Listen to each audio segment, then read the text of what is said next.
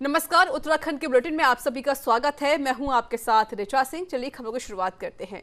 मुख्यमंत्री पुष्कर सिंह धामी की अध्यक्षता में सचिवालय में आज उत्तराखंड चारधाम देवस्थानम प्रबंधन बोर्ड की बैठक होने जा रही है और ऐसे में संभावना जताई जा रही है कि आज होने वाली बैठक में सरकार देवस्थानम बोर्ड के विशेष में कुछ बड़ा फैसला ले सकती है। दरअसल मुख्यमंत्री पुष्कर सिंह धामी खुद पहले ही स्पष्ट कर चुके हैं कि देवस्थानम प्रबंधन बोर्ड पर पुनर्विचार किया जाएगा और इसके साथ ही सीएम धामी तीर्थ पुरोहितों और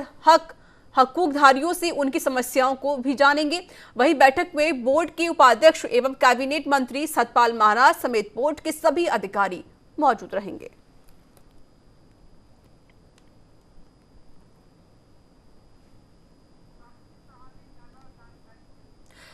और मेरे साथ जुड़ चुकी देहरादून से लाइव मेरी सहयोगी साक्षी साहनी। साक्षी, देखिए आज देवस्थानम बोर्ड की बैठक होने जा रही है। यह बैठक कितनी अहम हो सकती है और इस बैठक में किन किन मुद्दों को लेकर बातचीत हो सकती है?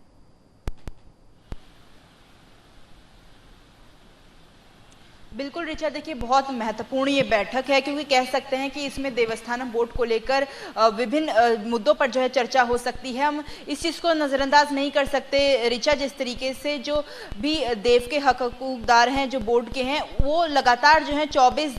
दिन से अगर बात करें तो प्रदर्शन कर रहे हैं और कह सकते हैं कि आगे भी प्रदर्शन की बात उन्होंने साफ तौर पर कही है। इससे ये साफ होता है कि देवस्थानम बोर्ड के पूरे तरीके से खिलाफ जो तीर्थ पुरोहित हैं वो नजर आ रहे हैं। और वहीं अगर ऋचा बात करें जिस तरीके से सरकार जो है अपने फैसले पे लगातार अटीक है, लेकिन हालांकि अब जो है सरकार कहीं ना कहीं पुनर्विचार की बात कर रही है, उसी को लेकर जो ये बैठक है ऋचा, जिसमें विभिन्न मुद्दों पर जो है बातचीत हो सकती है और साथ में बोर्ड से जुड़े जो भी तमाम पक्ष विपक्ष है वो भी हो सकता है क्योंकि इसमें हकूकदार भी मौजूद रहेंगे, तीर्थ पुरोहित भी मौजूद रहेंगे और खुद सरकार की तरफ से मुख्यमंत्री भी मौजूद रहेंगे जो इस पर अपना पॉइंट रखेंगे और साथ में उनका पॉइंट भी समझेंगे और कह सकते हैं बीच का रास्ता जो है निकल सकता है ऋचा आज की इस बैठक में। और बहुत महत्वपूर्ण ये बैठक इस लिहाज में बताई जा रही है ऋचा क्योंकि देखिए बहुत लंबे अरसे से जो है इसका विवाद जो है चल रहा है उत्तराखंड में और अब देखने वाली बात ये होगी ऋचा कि किस तरीके से जो है इस विवाद का निवारण निकलता है और सरकार क्या हल इसका निकालती है। ऋचा साक्षी, देखिए जो कांवड़ यात्रा थी उसको तो स्थगित कर दिया गया कोविड काल की वजह से, क्योंकि देखिए कोविड का जो थर्ड पीक है उसकी आने की संभावना पर व्यक्त की जा रही है। जो गलती जिस तरीके सरकार ने कुंभ मेले में की थी वो गलती फिर से नहीं दोहराना चाहती। और वही चारधाम देवस्थानम बोर्ड की बैठक भी आज होने जा रही है। बैठक कितने बजे हो सकती है, कोई जानकारी आपके पास, और कौन कौन इसमें शामिल हो सकता है?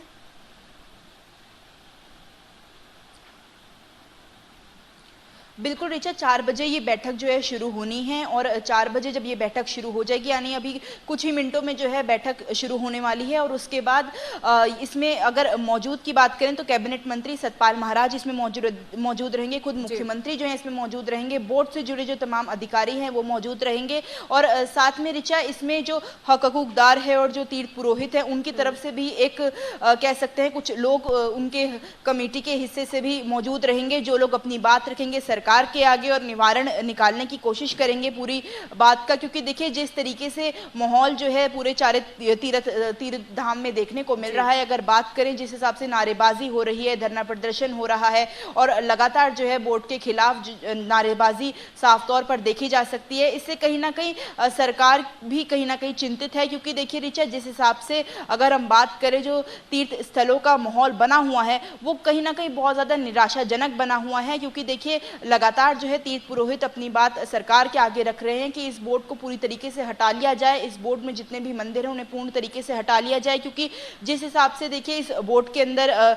बात रखी गई है सरकार की तरफ से कि जो भी चंदा या जो भी चढ़ावा आता है वो भी सरकार के हिस्से में हो जाएगा और जो भी विकास कार्य होंगे तीर्थ स्थलों के वो जो है सरकार करेगी। इसके पूर्ण तरीके से खिलाफ कहीं ना कहीं नजर आ रहे हैं तीर्थ पुरोहित और उसी के लिहाज में देखा जा सकता है कि ये प्रदर्शन जो है हो रहे हैं तीर्थ स्थलों पर, जिसको लेकर जो है अब सरकार विचार कर सकती है। और साथ में ऋचा जिस हिसाब से सरकार ने अपनी बात रखी थी कि कोई वहाँ पर विकास कार्य जो है अच्छे तरीके से नहीं हो रहे थे, देखा जा सकता था कि जो सुविधाएं जो श्रद्धालु आते हैं जो पर्यटक आते हैं उनको नहीं मिल पाती थी, तो उसको लेकर जो है सरकार ने अपना पक्ष रखा था कि सरकार के अंडर अगर ये सारा अगर बोर्ड के अंदर ये मंदिर आते हैं तो कहीं ना कहीं सरकार जो है इसका पूरी तरीके से ख्याल रख सकेगी और किस तरीके से सारी सुविधाएं देनी है और क्या क्या चीज़ें जो है वहाँ पर उपलब्ध करानी है वो सरकार बेहतर तरीके से कर सकेगी। इसी के पक्ष में अगर देखें तो तीर्थ पुरोहितों का ये कहना है कि अगर आप बोर्ड में अगर सच में अपनी हिस्सेदारी देना चाहते हैं तो इस पर आप अपना विचार दे सकते हैं, अपना सहयोग दे सकते हैं, लेकिन पूरी तरीके से अपना हक अगर आप इस बोर्ड में दे देते हैं तो इसके पूर्ण तरीके से खिलाफ जो है वो लोग नजर आ रहे हैं और उसके तहत ये प्रदर्शन है। अब देखने वाली बात ये होगी ऋचा कि 4 बजे जो ये बैठक होती है, कुछ ही घंटों में इसका निष्कर्ष निकल कर आ जाएगा, तो क्या निचोड़ निकल कर इस बैठक का आता है और किस तरीके से जो है सरकार हकूकदारों को भी खुश कर पाती है और साथ में जो सरकार की इम्प्लीमेंटेशन है उसको भी कहीं ना कहीं रख पाती है। ऋचा बिल्कुल, देखिए साक्षी 4 बजे की बैठक होने वाली, लेकिन 4 बज चुके हैं और अभी बैठक थोड़ी देर में शुरू भी हो जाएगी। देखिए साक्षी, जो तीर्थ पुरोहित वो तो नाराज़ हैं, जिस तरीके सरकार कह रही है कि 4 धाम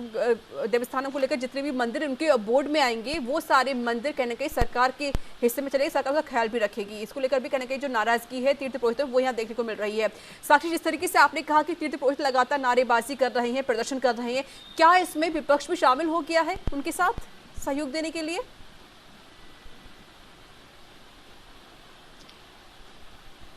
बिल्कुल ऋचा, देखिए विभिन्न मुद्दों पर जो है विभिन्न राजनीति देखने को मिल रही है। अगर बोर्ड की ही बात करें तो बहुत लंबे अरसे से जो है विपक्ष इसके साथ है और विपक्ष जो है लगातार देखा जा सकता है कि जो तीर्थ पुरोहित प्रदर्शन कर रहे हैं उनके साथ खड़ी हुई नजर आ रही है और इस पर जो है पूर्ण तरीके से उत्तराखंड में साफ तौर पर राजनीति देखने को मिल रही है। अगर बात करें कांग्रेस की, आम आदमी पार्टी की, तो दोनों पार्टियां जो है इस मुद्दे को प्रमुखता से उठा रही हैं और जितनी भी प्रेस कॉन्फ्रेंसेज होती हैं, जितने भी उनके धरना प्रदर्शन होते हैं, हर धरना प्रदर्शन में, हर कॉन्फ्रेंस में कहीं ना कहीं ये मुद्दा जो है उठ जाता है और इस मुद्दे को कहीं ना कहीं ठंडी बस्ती में छोड़ता हुआ विपक्ष नजर नहीं आ रहा है ऋचा। और वहीं अगर बात करें जिस तरीके से विपक्ष जो है अपनी प्रतिक्रिया इस पर देता है, विपक्ष साफ तौर पे ये बात कह रहा है कि इस बोर्ड की कोई जरूरत नहीं थी क्योंकि पूरे तरीके से जो है सरकार अपने हाथों में हर चीज करना चाहती है और लोगों की श्रद्धा भाव के साथ खिलवाड़ करना चाहती है। इसी को लेकर जो है इस सरकार ने ये बोर्ड बनाया है। हालांकि इस बोर्ड का कोई गठन का कोई मतलब बनता नहीं है, इस पर भी कहीं ना कहीं विपक्ष ने जो है सवाल उठाया है। तो कह सकते हैं ऋचा कि विपक्ष भी इसमें साफ तौर पर राजनीति करते हुए नजर आ रही है और करे भी क्यों ना ऋचा, क्योंकि चुनाव में कम समय रह गया है, हर कोई ना कोई मुद्दा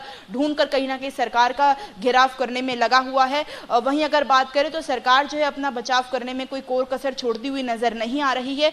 लगातार जो है सरकार विपक्ष की बात को अनदेखा करके अपनी बात साफ तौर पर कह रही है कि इस बोर्ड से कहीं ना कहीं अगर आप पूरे प्राविधान को पढ़ेंगे, जो ये बोर्ड की पूरा जो बना हुआ है, जो लॉ है, इसको अगर आप अच्छे तरीके से पढ़ेंगे तो साफ तौर पर आपको ये बात समझ आएगी कि ये जो है श्रद्धालुओं के हक में, तीर्थ पुरोहितों के हक में और कहीं ना कहीं तीर्थ स्थलों के हक में जो है ये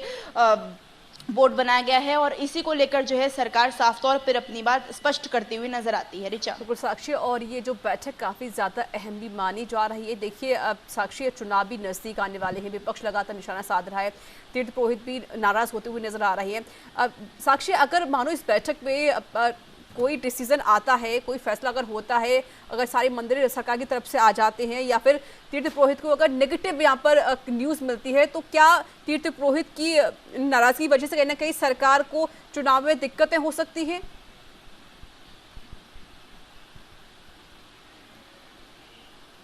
देखिए ऋचा, इस बात को नज़रअंदाज नहीं कर सकते कि सरकार को कोई अहम फैसला तो लेना ही होगा और कहीं ना कहीं ये बात भी साफ तौर पे जिस हिसाब से प्रदर्शन हो रहे हैं, अगर बात करें तो 1 महीने से ज़्यादा हो गया है प्रदर्शन होते हुए, तो कह सकते हैं कि अब सरकार को कोई पॉजिटिव डिसीजन तो साफ तौर पर निकालना ही होगा क्योंकि तीर्थ पुरोहितों का लगातार ये साफ तौर पर कहना है कि कोई भी बात जो है अगर सरकार अपने उनके सामने रखेगी तो वो जो है उसको सुनने में बिल्कुल भी राजी नहीं होंगे क्योंकि उनका साफ तौर पर कहना है कि बोर्ड को पूरे तरीके से स्थगित कर दिया जाए, जिस हिसाब से उन्होंने बोर्ड को लेकर जो अपनी नाराजगी साफ तौर पे जताई है। और लगातार जो बयान भी कभी कैबिनेट मंत्री जब सतपाल महाराज ने ये बात साफ तौर पे कही थी कि अब बोर्ड में कोई भी फेरबदल नहीं होगा और बोर्ड जो है इसी तरीके से रहेगा, तो उसको लेकर भी साफ तौर पे नाराजगी देखने को मिली थी। जिस हिसाब से हमने प्रदर्शन की तस्वीरें देखी थी, वीडियोज देखी थी, उसे साफ होता है कि कहीं ना कहीं अपनी बात पे अटीक हैं तीर्थ पुरोहित और वहीं वो चाहते हैं कि अगर कुछ फैसला निकले तो कहीं ना कहीं बीच का ऐसा फैसला निकल सकता है ऋचा इस बैठक में,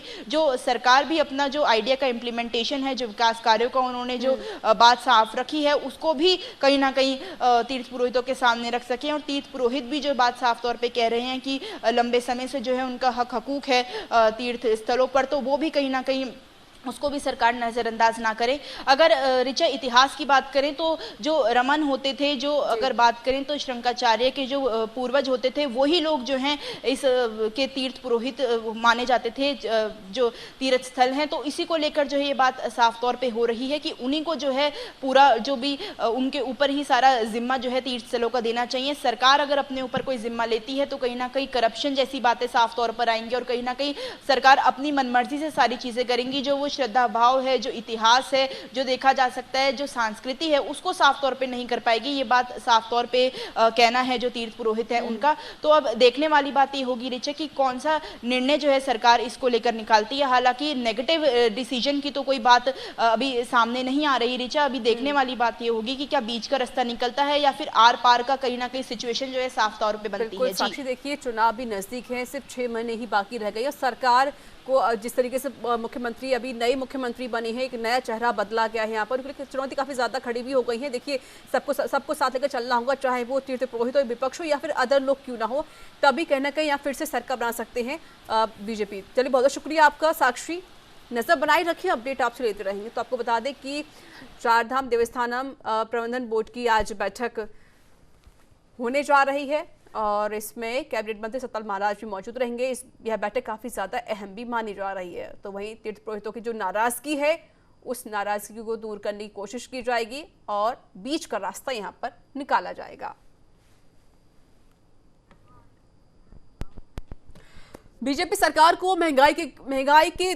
बारे में घेरने को लेकर उत्तराखंड के कांग्रेस कार्यकर्ताओं ने नया जोश भरने की कवायद में आज राजस्थान के पूर्व उप मुख्यमंत्री और कांग्रेस के वरिष्ठ सचिन पायलट देहरादून पहुंचे, जहां कांग्रेस कार्यकर्ताओं ने उनका जोरदार स्वागत किया। इस मौके पर मीडिया से रूबरू होते हुए सचिन पायलट ने उत्तराखंड की बीजेपी सरकार पर जमकर निशाना भी साधा। साथ ही पेट्रोल डीजल के बढ़ते दामों को लेकर बीजेपी को घेरने की कोशिश भी की। उन्होंने कहा कि प्रदेश की जनता महंगाई से त्रस्त है और बीजेपी आलाकमान राज्य पर 5 सालों में 3 मुख्यमंत्री थोप रहा है। ग्रामीण क्षेत्र का बुजुर्ग था, उसने मुझसे चर्चा करी तो उन्होंने मुझे कहा कि देश में बहुत सारी दिक्कत है, कोरोना का सेकेंड वेव हम सब लोगों ने देखा और माननीय प्रधानमंत्री जी कुछ भी कहें उत्तर प्रदेश की सरकार की कमियों को छुपाने के लिए, लेकिन हम सब जानते हैं जो लापरवाही, जो अनदेखी, जो मिसमैनेजमेंट कोरोना के सेकेंड वेव में हुआ, उससे हजारों लाखों परिवार के लोगों को अपना परिजन खोना पड़ा। अस्पतालों में oxygen, remdesivir, ventilator, oxygen concentrator, अस्पताल में बेड, पूरे देश में हाहाकार मचा था, तब जबकि चेतावनी बहुत पहले से आ चुकी थी।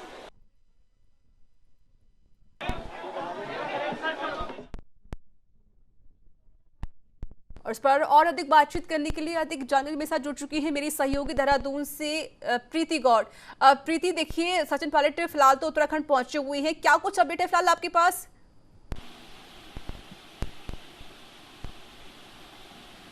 बिल्कुल ऋचा, आपको बताना चाहूँगी जिस तरीके से 2022 विधानसभा चुनाव नज़दीक है, ऐसे में आम लोगों का जो उत्तराखंड दौरे का जो चक्कर है वो यहाँ पर लगने लगे हैं। अब हमने पिछले कुछ दिनों में दिखाया था कि अरविंद केजरीवाल जो है मुख्यमंत्री दिल्ली के, वो यहाँ पर आए थे, आम आदमी पार्टी में एक तरह से जोश भरने के लिए आए थे। और इसी क्रम में आज जो है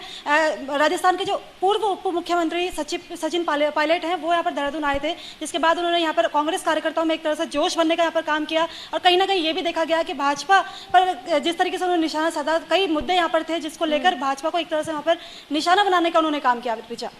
बिल्कुल प्रीति, देखिए जिस तरीके से आप खुद कह रही हैं, उन्होंने सचिन पायलट ने साफ तौर पर निशाना साधा है बीजेपी पर। देखिए चुनाव तो नजदीक है ही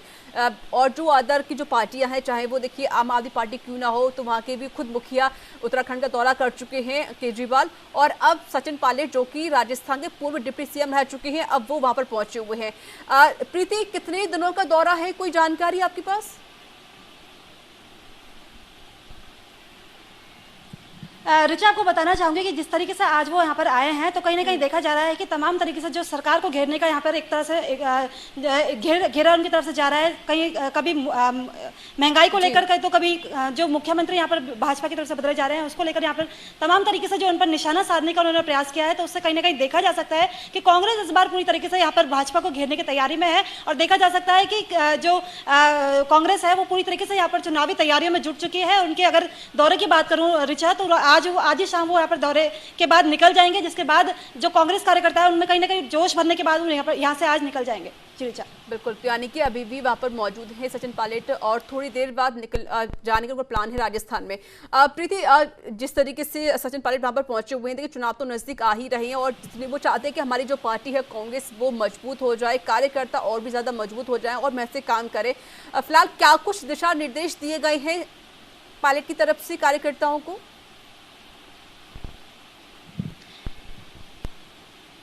बिल्कुल ऋचा, आपको बताना चाहूंगी कि जिस तरीके से वो आज यहाँ पर आए तो तमाम तरीके से जो है उन्होंने यहाँ पर जो कार्यकर्ता हैं कांग्रेस के उन पर यहाँ पर एक तरह से जोश बनने का यहाँ पर काम किया है। उनको तमाम तरीके से जो दिशा निर्देश है वो यहाँ पर देते हुए दिखाई दिए हैं। कांग्रेस से यहाँ पर कहा गया है कि साफ तौर पर जो जनता से जो संवाद है एक तरह से वो साधा जाए। कहीं ना कहीं भाजपा की जो कुरीतियां हैं उन पर यहाँ पर निशाने साधने के लिए यहाँ पर उनकी तरफ से कहा गया है कि जिस तरीके से जो कांग्रेस अपनी जो दावेदारी है 2022 विधानसभा चुनाव में वो पूरी अहम तरीके से निभा सके। जी देखिए साक्षी, जिस तरीके से दिल्ली के जो सीएम है वो जब उत्तराखंड पहुंचे हुए थे उन्होंने कई ज्यादा वादे भी किए थे और सहूलियत के हसब उन्होंने लोक लुभावने वादे भी किए थे और जिस तरीके से खुद बीजेपी ने भी कई वादे कर दिए चुनावों को लेकर। क्या कांग्रेस ने कोई वादा किया है जनता से कि हम इन मुद्दों को लेकर चुनाव लड़ने जा रहे हैं और हम आपके लिए ये काम करेंगे, विकास के हम काम करेंगे आपके लिए, या फिर किसानों के लिए कोई बात कही है सचिन पायलट ने?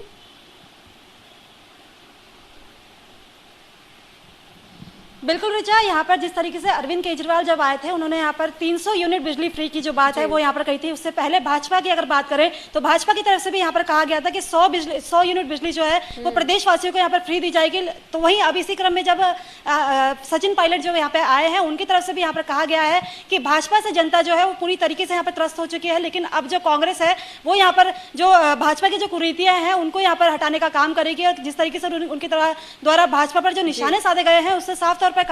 देखा जा सकता है कि वो यहाँ पर भाजपा को किसी भी तरीके से यहाँ पर रहने नहीं देगी। बिल्कुल प्रीति, देखिए जैसे जैसे चुनाव नजदीक आते जा रहे वैसे वैसे ही अब जो सारी पार्टियां सक्रिय हो गई हैं और अब चुनावों का जो मंथन है वो भी यहाँ पर शुरू होता हुआ नजर आ रहा है। बहुत बहुत शुक्रिया प्रीति आपका अधिक जानकारी देने के लिए।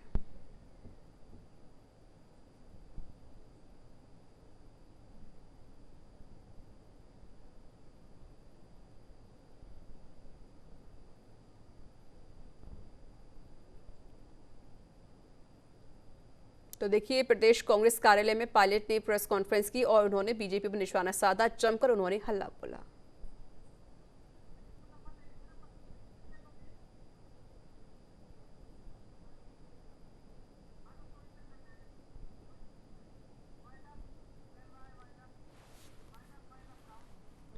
तो इसी के साथ अपना उत्तराखंड में इतना ही। नमस्कार।